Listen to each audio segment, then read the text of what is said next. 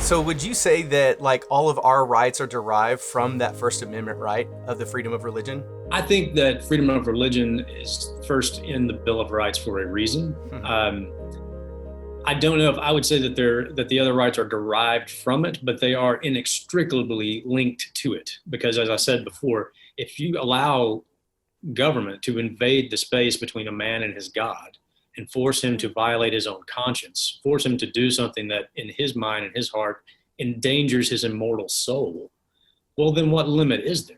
If a government can do that, are they going to think twice about taking your guns away, Second Amendment, or searching you without a warrant, the Fourth Amendment, forcing you, taking life, liberty, or property without due process, the Fifth Amendment? I mean, just pick your favorite of the Bill of Rights. If you lose the first one, there's nothing to stop the rest of them from going. Okay, so quickly speak to Christians that say, I'm just not political.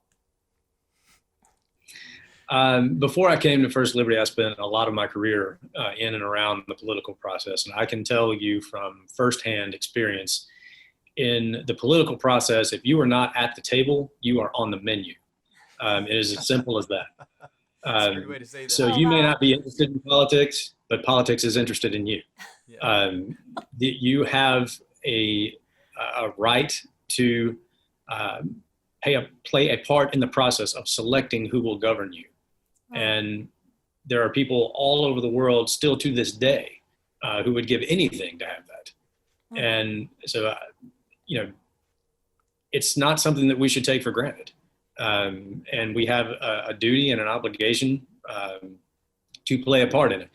What that part is, it can be as simple as being an informed voter. Not everybody's going to run for office. Not everybody's going to work in politics or policy or the think tank world or the nonprofit world. But at the very least, you can be an informed voter and make the best decision that you can. Wow. So well said. So at First Liberty, you guys work on several different cases. Obviously, tons, maybe hundreds, probably thousands of different cases. What is one of the most important cases that you're currently working on today? Maybe kind of shed some light on some things that you face in the courts. Sure. I would say, we've been very, very busy during this pandemic, reminding mayors and county judges and even governors that, yes, they do have a duty to protect public health and safety, but their primary responsibility is to protect the rights of the people. And so they have to balance those two. You can't treat religion differently than other organizations.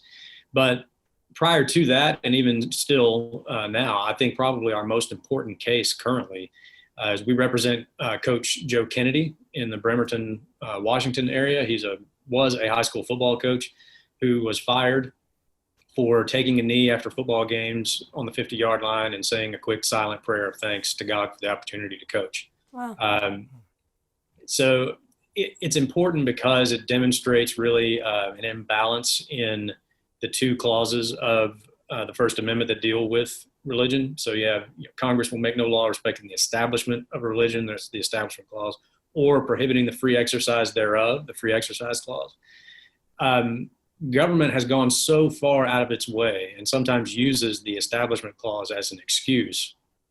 They've gone so far out of their way trying not to violate the Establishment Clause that they end up violating the Free Exercise Clause. Okay. So that case is going to be very important. And I won't get too far down in the legal weeds here, but we really had to bring his case to the Supreme Court as a free speech issue because there are old decisions by the Supreme Court that make free exercise cases very difficult to win. It's almost made the Free Exercise Clause dormant.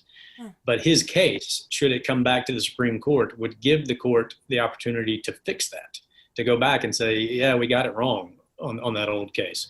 And so it's extremely important, as I said, for the First Amendment jurisprudence, not just for Coach Kennedy, but for anybody who works in public schools, who works for government, anywhere, that you have the right to live according to your beliefs. You don't shed that right when you walk onto a public school campus or into a government job. This is about his individual free exercise rights, and that prayer is his speech. It's not the government speech.